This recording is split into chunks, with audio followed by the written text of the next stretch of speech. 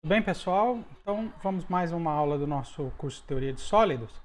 E na aula passada nós paramos nessa parte aqui, que é a expansão de Sommerfeld, né? Em que a gente descreve, faz uma aproximação da função que aparece nas integrais de interesse, né? A função h de e, faz uma aproximação dela em torno do potencial químico μ, que é onde a função f de e tem realmente uma variação grande. Substituindo então essa expansão, a gente obtém essa expressão para as integrais e nessa aula agora nós vamos ver como é que a gente usa então essa expansão, né? A primeira coisa que Sommerfeld observou é que na grande maioria dos casos a função h de e de interesse que aparece nas integrais multiplicando pela f de e, ela apresentam variações importantes nessa região próximo da energia de Fermi. E normalmente as derivadas elas possuem uma dependência desse tipo, ou seja, a derivada da função em torno do ponto da energia do potencial químico, né, em t igual a zero seria a energia de Fermi, tem um comportamento do tipo a função no potencial químico dividido pelo potencial químico elevado a I. Então, se for a derivada a primeira, que aparece Hmi sobre μ, a derivada segunda, Hmi sobre μ quadrado, e assim por diante. E esse seria, digamos, o comportamento geral das derivadas, né? Então, como ele tem esse tipo de comportamento, isso significa que na expansão que aparecem derivadas de índices cada vez mais crescentes, né?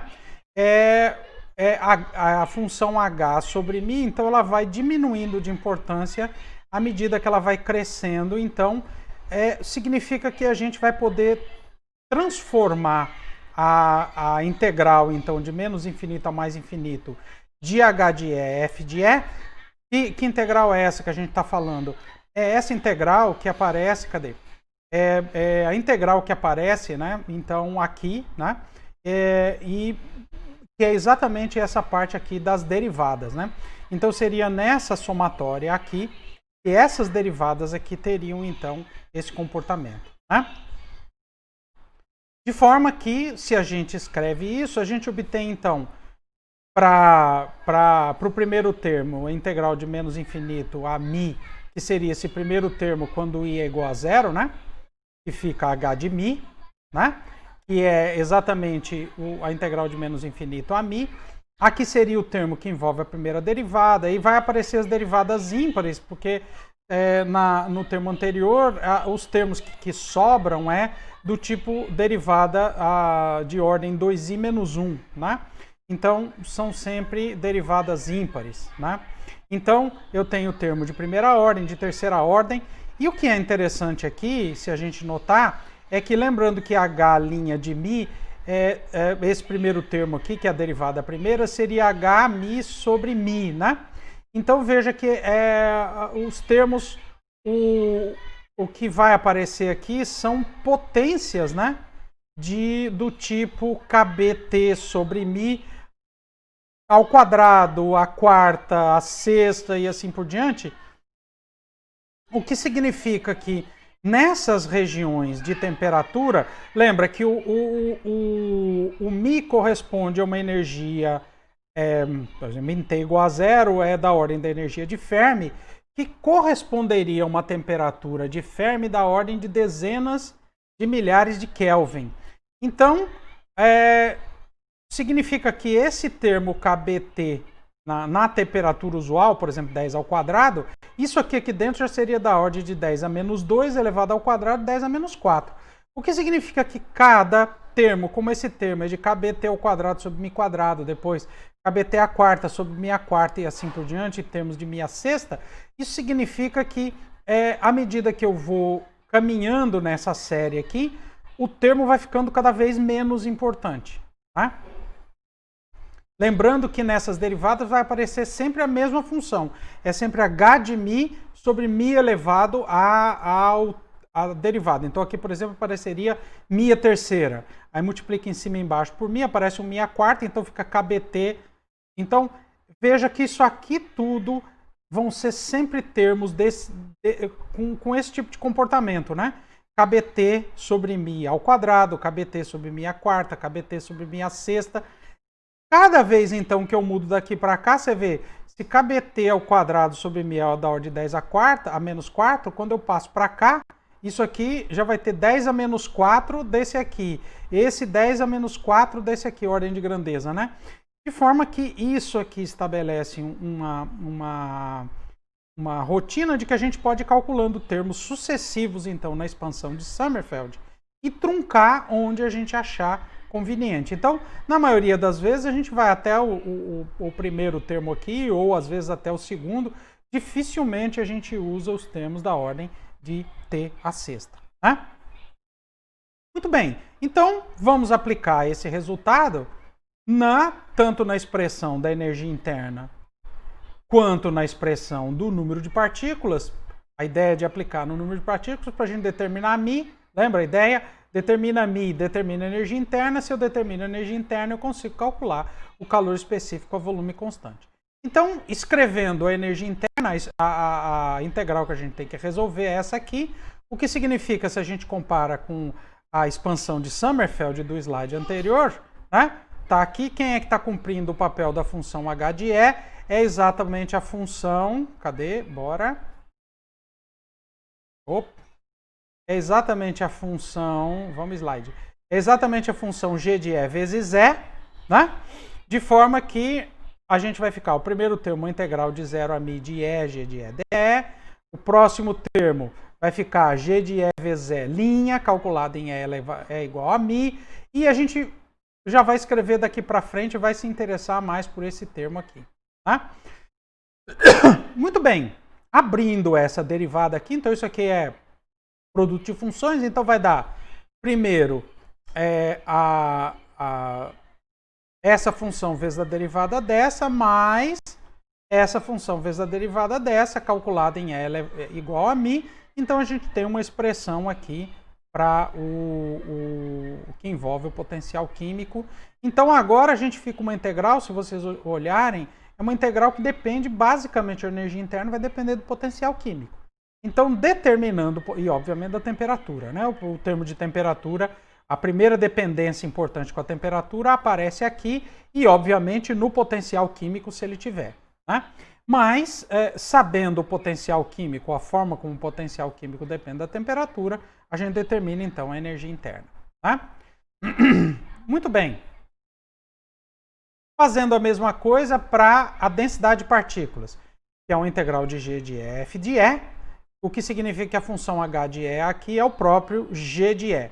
Então, usando a expansão de Sommerfeld, como é que fica o número de partículas? Vai ficar a integral de 0 a μ de g de E dE. E aqui fica só o H', né, que é g' de E calculado em E igual a μ. Então é o g' em μ mais termos da ordem de t à quarta. Beleza? Pronto. Se a gente lembrar que em t igual a 0, o n é a integral de 0 a f de g de E dE, veja que já está... O que a gente espera é que esses termos aqui, então, que representem a contribuição em temperatura. Né? O que significa, então, que o potencial químico, se a gente compara essas duas expressões, em temperaturas usuais vai diferir da energia de Fermi por uma correção, digamos assim, né? Se a gente compara esses dois termos, parece que a diferença principal vem daqui, né? E seria alguma coisa do tipo da ordem de t ao quadrado, né? Mas vamos ver isso melhor nos próximos slides. O grande problema para resolver essa expressão aqui, então se a gente imaginar que eu sei a densidade de partículas, então eu poderia obter quem é o μ, porque eu sei quem é a função g, calculo o g', né? Calculando o g', eu faço igual a μ, eu tenho, então, teria uma função, uma relação de n em relação a μ, que eu poderia inverter. Mas aí tem o problema dessa integral aqui. Essa integral aqui é que a gente não sabe ainda quanto é que é. Mas o que é que a gente pode escrever? O que a gente pode escrever e aí Sommerfeld incluiu uma outra aproximação importante, que foi pensar o seguinte: já que a diferença do μ para o EF é pequeno, eu posso imaginar essa função aqui como um f de x que eu vou expandir em torno de EF. Então, isso aqui seria a função calculada em EF, mais a derivada dessa função em EF, que é a derivada da integral, é o próprio argumento da derivada, vezes μ menos EF. Então, no fundo, isso aqui é expandindo essa função, encarar isso aqui como uma f de μ e expandir ela em torno de μ igual a EF. Então, é basicamente isso que foi feito. Tá? E se a gente usa essa aproximação adicional nas equações de U e de N, a gente vai substituir as integrais pela aproximação acima. Então, o que é que nós vamos ter? Para o N, a gente tinha essa expressão. No lugar desse aqui, a gente vai usar essa expansão com o H de E aqui dado pelo G de E, né? Então, aqui vai ficar integral de 0 até F de G de E dE, μ menos EF, G de EF. Então, a gente substitui, então, aqui, né? Vai ficar essa integral, no lugar dessa integral, fica essa expressão aqui.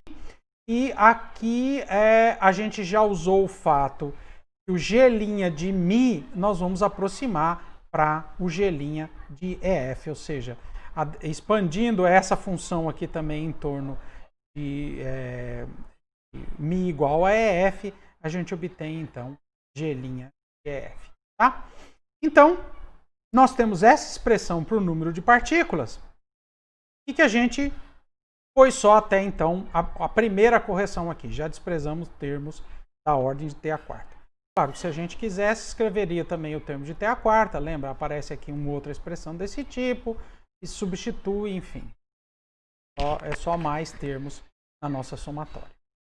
E a energia interna, fazendo a mesma substituição, aqui a gente usa a mesma aproximação agora, expandindo essa função aqui de novo, encarando isso como uma função de E, né? Então, de μ, desculpa, né? Com H de E igual a E, G de E. Então, a gente tem essa expansão. O que a gente teria, então, o primeiro termo aqui é integral de 0 até F, né? Do argumento, que é E, G de E, dE. O segundo é μ menos EF vezes o argumento calculado em EF, que está aqui, EF, G de EF. O próximo termo é esse aqui.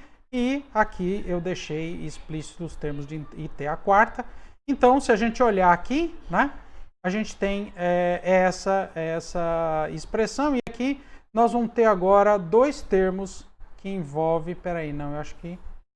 Nós vamos ter dois termos agora que envolvem o termo em t ao quadrado. Tá? Muito bem, muito bem. Bom, se a gente voltar aqui agora para essa expressão do número de partículas. Essa primeira integral aqui é a integral que a gente usa para calcular o número de partículas em t igual a 0, não é isso?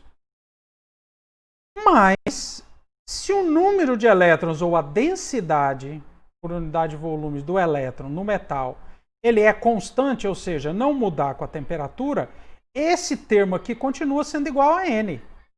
Tá? Então, eu tenho N aqui com N aqui, então eu tenho N menos N zero. O que significa que todo esse resto aqui tem que ser igual a zero. E é interessante porque agora eu tenho uma expressão que eu consigo determinar a primeira correção, então, do potencial químico, né? Substituindo no lugar... aqui não, o que eu fiz aqui? Só passei o μ para lá, agrupei os termos, né? Agrupei os termos aqui, o EF está aqui, né? A menos F sobre G de EF, divido por G de EF. Então fica essa expressão. Essa expressão é interessante porque veja que, por enquanto, a gente não usou nenhuma forma explícita para densidade de estados. Então significa que a gente vai poder usar essa expressão aqui, inclusive num outro modelo em que a gente tenha uma aproximação melhor para a densidade de estados. Por exemplo, não é elétron potencial zero numa caixa, né? Que aí mudaria a densidade de estados. Então, essa expressão a gente pode utilizar. Mas agora, como a gente está fazendo no modelo de Sommerfeld, que o elétron é livre dentro do sólido, né? Ele é preso nas paredes do sólido, a função G de E, densidade de estados, é essa aqui. Então a gente sabe quem é o G de L, o G', né? A gente sabe quem é a derivada. Substituindo então quem é a derivada de EF e quem é o G de EF, a gente tem essa expressão aqui. Arrumando essas constantes todas, a gente obtém então que o potencial químico é igual a μ, que multiplica 1 menos um termo que depende da temperatura. Ó, então, quando a temperatura vai a zero, é aquilo que a gente viu, né? μ fica igual a EF. Então, isso aqui representa a primeira correção, a dependência com a temperatura com o μ, e é a primeira correção em temperatura que é da ordem de kBt ao quadrado sobre EF. Se eu tirar o π ao quadrado sobre 4 aqui fora, é da ordem de kBt ao quadrado sobre F, que a gente já viu que é da ordem do quê? De 10 a menos 4, né? Então, veja, como mencionado, a correção em μ, ela é pequena, proporcional a kBt ao quadrado sobre F, que em temperaturas usuais, na temperatura ambiente, por exemplo, se a gente pegar aqui 100 ou 300 Kelvin, nós vamos ver que esse termo aqui adiciona uma correção só de 0,01% no valor do potencial químico. De forma que, para todos os efeitos, a energia de Fermi é uma boa aproximação para o potencial químico de um sólido a uma temperatura qualquer, né? Então, inclusive, nós vamos usar o fato de que o potencial químico é praticamente constante no intervalo de temperaturas usuais, né? E que só começa a ter uma variação apreciável quando esse termo a temperatura começa a crescer bastante em relação à temperatura de Fermi, né? Muito bem, como a gente agora sabe quem é o potencial químico, a gente pode voltar para a expressão do U e substituir, então, quem são os termos, né? E se a gente olhar para esse primeiro termo aqui, a integral de 0 até F da energia vezes o G de E dE, né? Então isso aqui seria a energia interna do sólido em T igual a 0, né? Porque em T igual a 0, os estados vão só de 0 até F. Isso aqui é exatamente a energia interna por unidade de volume do sólido em temperatura igual a 0, que nós vamos chamar de U0. E substituindo, então, os demais termos nessa expressão, esse termo do meio aqui a gente já viu que é 0, né? Porque esse termo entre colchetes aqui é 0, de forma que basicamente vai sobrar para a energia interna o U0 e esse próximo termo aqui, então esse termo está fora, né? De forma que o U, então, é U0 mais esse termo aqui, que seria a correção, então, na energia interna do gás, à medida que a temperatura sobe, né? A energia U0 é a energia interna do gás no estado fundamental, que a gente sabe é 3/5, então, de EF. Muito bem. Como a gente tem a dependência da energia interna com a temperatura, né? E também com o volume, né? Porque isso aqui é a energia interna por unidade de volume, isso aqui é o U0, é a energia interna do gás de elétrons no metal dividido por unidade de volume. Mas como o volume constante, a gente pode calcular o calor específico a volume constante, né? O calor específico a volume constante seria a derivada do U em relação a T, a volume constante. Se a gente usa essa expressão, derivando, o que a gente obtém? Esse termo é 0, porque é constante, né? Não depende da temperatura. E basicamente o termo que vai contribuir para o calor específico é esse termo aqui, que vai dar, arrumando as constantes, da ordem de TG de EF. Se a gente combina, então, o N em função de EF, o G em função de N, calcula G de EF, substitui tudo isso aqui dentro, a gente obtém, então, que o calor específico escrito em termos da energia de Fermi e da densidade de partículas do sólido, é uma propriedade interessante, porque isso aqui a gente pode medir, né? Então, nós vamos ver, o efeito Hall, por exemplo, a gente consegue medir a densidade de portadores, né? Então, é uma grandeza experimental, que pode ser determinada a temperatura também. Então, a gente tem uma estimativa, ou a gente consegue calcular qual é a dependência do calor específico, então, em função da temperatura. Bom, alguns comentários que a gente pode fazer sobre essa expressão, né? Então, o efeito de considerar o gás de elétrons como um gás quântico, ou seja, como partícula, como férmions, como um conjunto de férmions dentro da estatística de Fermi-Dirac, é que, lembra, o calor específico antes era NKB, né? 3 meios de NKB. Então a gente tem, basicamente aqui, um pouquinho mais do que 3 meios, mas a gente tem basicamente uma redução no calor específico eletrônico da ordem de kBt sobre energia de Fermi, em relação ao modelo clássico, que vai na direção certa, né? Se a gente fez esse comentário no modelo de Drude, o calor específico obtido no modelo de Drude é muito longe do que se observa, o comportamento é muito longe do que se observa no calor específico dos sólidos do modo geral, né? A parte eletrônica, inclusive, contribui com muito pouco, né? E a outra coisa então depende de kBt sobre EF, então ele varia linearmente com a temperatura, né? Então seria uma dependência linear com a temperatura, mas que em temperaturas usuais esse fator aqui é da ordem de 10 a menos 2. Isso explica por que o calor específico, como é que fala? Por que o calor específico dos elétrons não são determinados em temperaturas, a contribuição dos elétrons para o calor específico do metal em temperatura ambiente praticamente não é determinado, né? A contribuição eletrônica ela é uma contribuição muito pequena, praticamente indetectável, ou normalmente a gente não consegue medir, né? Pronto, então combinando essas expressões todas que nós temos aqui, né, a expressão para o calor específico, da energia interna, e que o kBt é da ordem kBt sobre EF é da ordem de 10 a menos 2, a gente pode fazer alguns gráficos interessantes, né? Por exemplo, se a gente fizer o gráfico do argumento dessa integral aqui, né? Como é que ele é para diferentes temperaturas? Aqui eu já estou considerando a aproximação de que o potencial químico é igual à energia de Fermi, tá? Então, aqui você está vendo que é tudo em termos da energia de Fermi, que a variação é pequenininha. Então, esse argumento dessa integral aqui tem esse tipo de comportamento, né? Então, é uma função que cresce, né? O produto FE, G de E, é uma função que cresce até a energia de Fermi, e em temperatura igual a zero, cai abruptamente para zero, né? Ele é zero para energias acima, e que à medida que eu aumento a temperatura, o efeito é suavizar um pouco essa queda aqui, então. E à medida que, por exemplo, chega a 10% da temperatura, a gente tem uma suavização bastante grande dessa curva, né? A energia interna, então, calculada aqui em unidades arbitrárias, né? Botei todas essas constantes iguais a 1, né, para fazer esse gráfico. Ele tem, então, esse tipo de comportamento para t igual a zero. É um gráfico que cresce e depois passa a ser constante, né? Quando a energia do estado é igual à energia de Fermi, em t igual a zero, a energia interna é constante porque não tenho mais nenhum elétron para lá, né?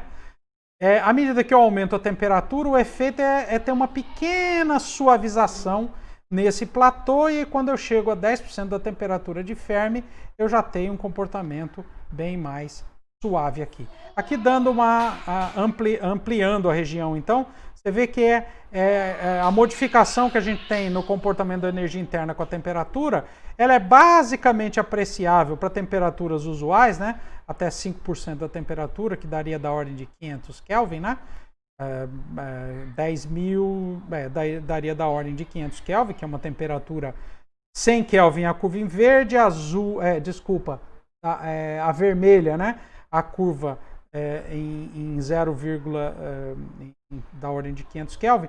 Então você vê que o efeito basicamente nessa região de temperatura razoavelmente perto do ambiente é aqui 2% a mais ou a menos na energia de Fermi do sistema, né? Então, a contribuição do calor específico só será notada se outras contribuições, por exemplo, vindas da rede do sólido, porque o que o calor específico mede? O calor específico mede a variação da energia interna por variação de temperatura, que significa olhar a curva em preto, a curva em verde, a curva em vermelho. Então, essa pequena variação aqui, né, que seria a variação da energia interna em função da temperatura, mantendo o volume constante, né, que é basicamente olhar para essas curvas, ela só é perceptível se outras contribuições, que nós vamos ver que existem, né, para o calor específico, elas forem congeladas. Né? Por exemplo, uma contribuição importante que a gente vai ver em capítulos adiante é o próprio movimento dos íons que compõem o sólido. Né? Então, quando eu aumento a temperatura, eu tenho agitação térmica desses íons que vão contribuir bastante para o calor específico. Aliás, em temperatura ambiente, é a principal contribuição do calor específico, não é dos elétrons, é da parte dos íons, é da parte massiva. Né? Então, para que a gente consiga enxergar essa dependência do calor específico eletrônico, a gente precisa ir em muito baixas temperaturas, né? De forma que a gente congele a rede do sólido, né? Porque o que eu estou falando aqui é que essa contribuição vem da agitação térmica dos íons, e como os íons são pesados, se a gente pensar na lei de equipartição de energia, né? À medida que eu aumento a temperatura, eu tenho, para cada 3 meios de kBt, eu tenho um aumento na energia cinética média, né? Mas como as partículas são massivas, os átomos e íons são bem mais massivos do que os elétrons, significa que se eu vou baixando a temperatura, a tendência é a velocidade deles ficarem muito baixinha, então é basicamente como se eu congelasse a rede. Né? Então, a gente vê que só nessas ultra baixas temperaturas é que a gente consegue medir a contribuição eletrônica do calor específico, por exemplo, dos metais. Né? E uma outra coisa que a gente vai ver também é que a contribuição do calor específico que vem da rede cristalina tem uma dependência com T ao cubo. Então, além disso, ela tem uma dependência muito mais forte com a temperatura. Né? E pelo fato de ele ter uma dependência com T ao cubo, ela também vai a zero muito mais rapidamente. Né? Então, como a contribuição eletrônica depende de T, ela dominará em baixa temperatura e o calor específico será associado a basicamente a parte eletrônica em ultras baixas temperaturas. Uma expressão geral que é escrita para os sólidos, para o calor específico, é dividir nas duas contribuições, onde o gama, o calor específico é γT mais AT ao cubo, o gama é o coeficiente que vem da contribuição eletrônica e AT ao cubo, o A é o que vem da contribuição da rede cristalina. De forma que se a gente fizer um gráfico de CV sobre T, isso aqui é gama mais AT ao quadrado, é uma função do tipo segundo grau, né? Então aqui o que é isso aqui? Basicamente mede... Isso aqui é o valor do coeficiente linear gama em termos da temperatura no calor específico dos metais e os valores de teoria, aqui é o valor medido e aqui é o valor teórico. Então, quanto é esse gama aqui que apareceria a partir do modelo de Sommerfeld? Então, se a gente olhar aqui, a primeira coisa que a gente vê é que a concordância não é lá muito boa. A ordem de grandeza acerta bem. Para alguns, a concordância é até razoável, por exemplo, aqui para o cobre a diferença é pequena, algum outro aqui, mas tem outros que a diferença é muito grande, por exemplo, bismuto, né? É uma ordem, mais de uma ordem, 20 vezes menor, ou para nióbio, ferro, manganês, uma ordem de grandeza maior, né? O valor medido. Então, o valor propriamente dito não é muito bem o que a gente obtém. De qualquer forma, uma das formas de olhar o calor específico é fazer o gráfico então de CV sobre T. De colocar aqui o argumento aqui. Em função da temperatura, fazer isso num gráfico log-log, né? De forma que num gráfico log-log a gente esperaria, se o calor específico tivesse essa dependência com T ao cubo, né? Então isso aqui deveria ser essa reta em preto aqui é a contribuição com T ao cubo, que é o que a gente vai ver, o modelo de Debye, né? E essa contribuição em baixa temperatura, que se afasta do modelo de Debye, é quando o calor específico eletrônico começa a ser importante. Você vê, esse caso aqui, não me lembro para qual que é, não sei se é para é cobre. Está escrito aqui na minha frente, né? Você vê para o cobre, isso aqui começa a ser perceptível em temperatura da ordem de 10 Kelvin. Né? Ou seja, já chegando próximo da temperatura do hélio líquido, que é 4,7 Kelvin. Né? Muito bem. Então, vamos encerrar essa aula por aqui, né, que já está ficando um pouquinho comprida. E na próxima, a gente, então, já falamos um pouquinho sobre as propriedades térmicas. Então, a gente pode falar agora sobre a parte, que tipo de modificação a gente espera dentro do modelo de Sommerfeld na parte de condução dos metais. Certo, gente? Então, até uma próxima aula.